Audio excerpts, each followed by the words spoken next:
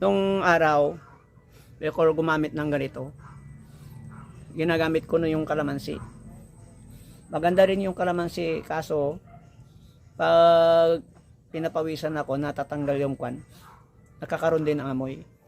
Dati hindi ako gumagamit ng mga ganitong uri ng produkto, yung ilang anong roll-on yan o kolon na pang kilikili.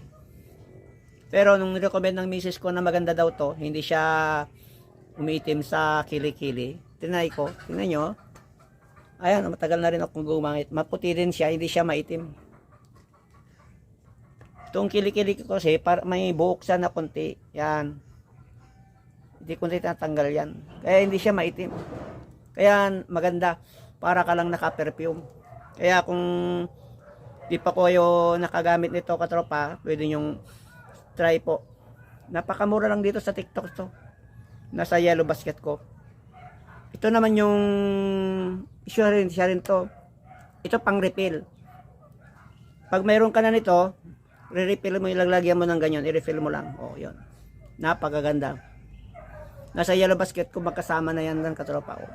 Kaya pag ginagamit ko ito talaga, no?